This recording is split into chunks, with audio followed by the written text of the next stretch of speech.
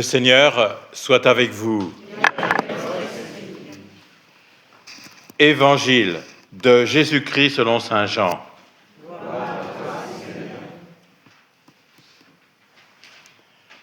Dieu a tellement aimé le monde qu'il a donné son Fils unique, afin que quiconque croit en lui ne se perde pas, mais obtienne la vie éternelle.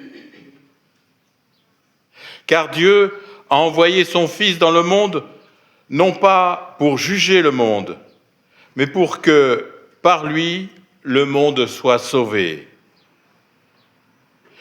Celui qui croit en lui échappe au jugement. Celui qui ne croit pas est déjà jugé, du fait qu'il n'a pas cru au nom du Fils unique de Dieu. Acclamons la parole de Dieu. Louange à toi, Seigneur Jésus.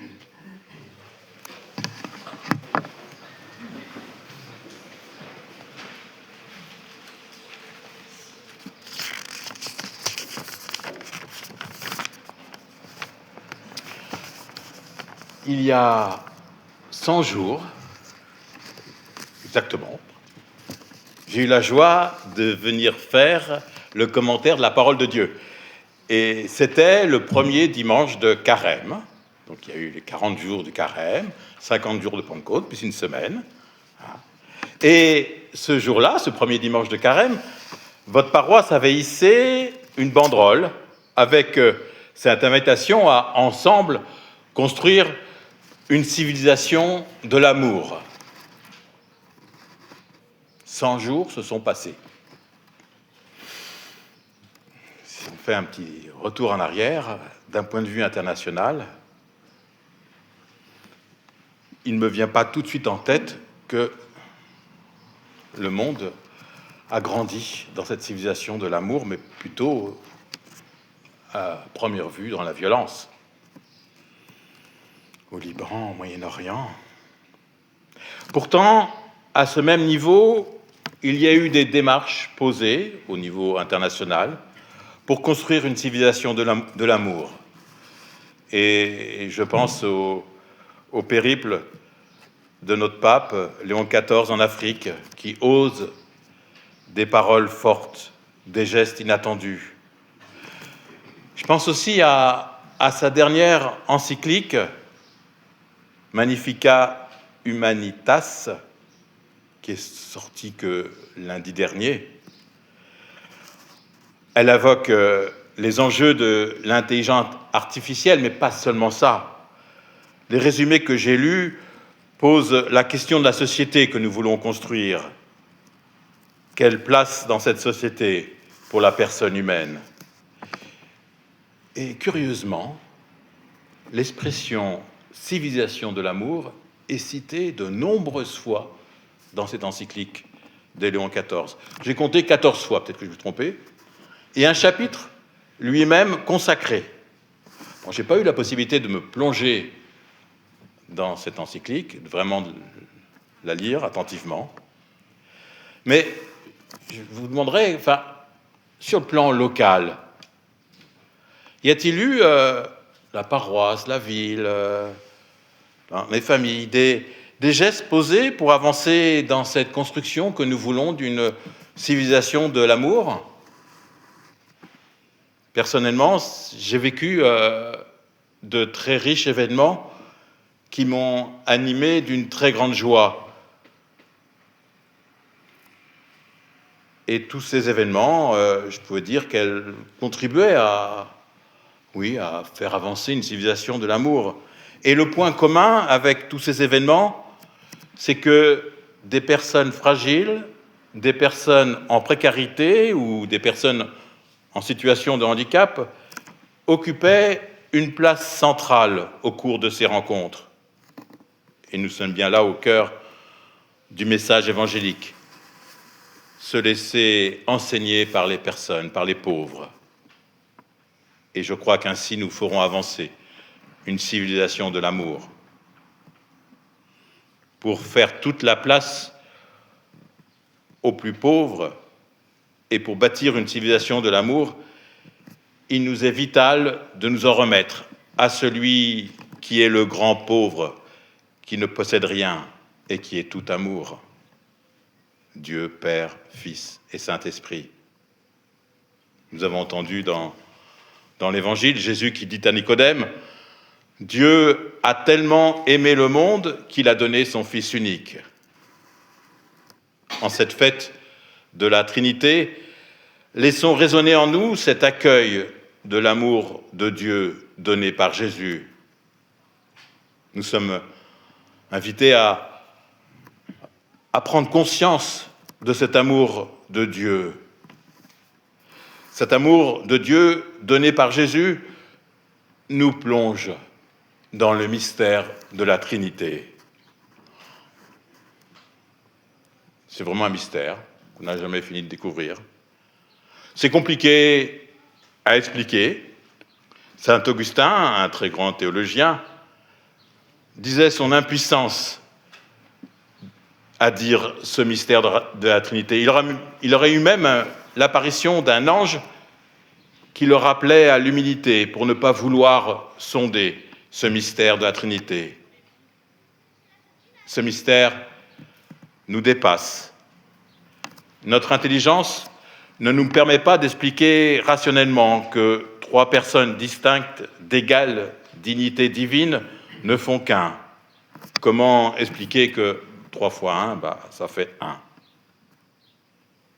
Seulement, s'il me semble impossible d'expliquer explicitement la Trinité, il me semble nécessaire de pouvoir donner un témoignage de ce mystère, qui est bien le squelette de notre foi, de la foi de l'Église. Et je suis constamment, et nous sommes constamment en contact avec la Sainte Trinité, chaque fois que nous faisons le signe de la croix. Et puis que c'est nécessaire de pouvoir donner un témoignage de ce mystère, entre autres vis-à-vis des personnes qui ne partagent pas notre foi chrétienne. Je pense par exemple au contact des frères musulmans. Si nous parlons de religion, c'est souvent la première chose qu'ils nous demandent. Comment, toi, peux-tu dire que Dieu est l'unique alors que tu cites 3 personnes divines, le Père, le Fils et le Saint-Esprit? C'est d'ailleurs pour cette raison que les chrétiens du Moyen-Orient, parce qu'ils sont entourés de nombreux juifs et de musulmans, quand ils font le signe de croix, ils disent « Au nom du Père et du Fils et du Saint-Esprit, un seul Dieu, Amen ». Alors pour présenter ce mystère, il s'agit d'en rendre témoignage et pas de chercher des mots. Il s'agit d'accueillir comment ce mystère nous imprègne, nous façonne. Comment ce mystère nous invite à désirer et à vivre l'unité. Oui, parce que ce mystère nous invite à entrer dans l'unité. Entendons la prière de Jésus au cours de son dernier repas qui dit à ses disciples « Que tous soient un, comme toi, Père, tu es en moi et moi en toi. Qu'ils soient un en nous, eux aussi. » La recherche d'unité est une priorité que Jésus donne à ses disciples. Cette recherche d'unité est une disposition du cœur qui recherche l'harmonie, la paix, la concorde, la compréhension mutuelle. C'est d'ailleurs le message que nous avons entendu dans la seconde lecture, dans la seconde lettre de saint Paul aux Corinthiens. Nous avons entendu « Soyez donc dans la joie, cherchez la perfection, encouragez-vous, soyez d'accord entre vous, vivez en paix, et le Dieu d'amour et de paix sera avec vous. » En écoutant, en lisant ce verset, j'ai vu une coïncidence parce que ce verset, c'est exactement la trame de la lettre pastorale de notre évêque qui nous a adressée en début d'année.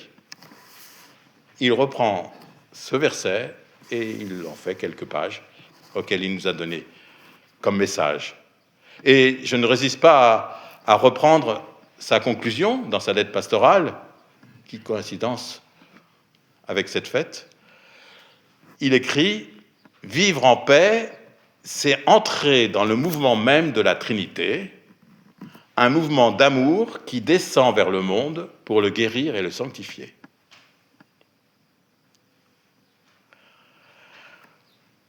Je vais conclure.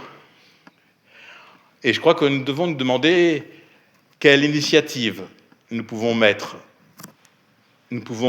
en place pour être ce petit colibri qui éteint le feu de la violence, qui construit une civilisation de l'amour, parce que la violence, il y en a partout, et même en nous, en moi. Il est vraiment urgent d'avancer pour construire une civilisation de l'amour. Pour cela, n'y a-t-il pas une initiative à poser pour mieux m'unir à Dieu, pour mieux m'unir aux autres et à moi-même, pour être unifié dans l'amour?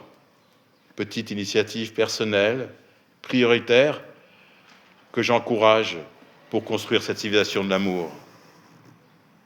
Sur ce chemin d'apprentissage de l'unité, de l'amour, j'ai conscience de ma pauvreté, je ne sais pas bien aimer, mais je désire avancer et changer quelque chose pour mieux aimer. Ce chemin d'apprentissage à aimer me plonge dans la Trinité.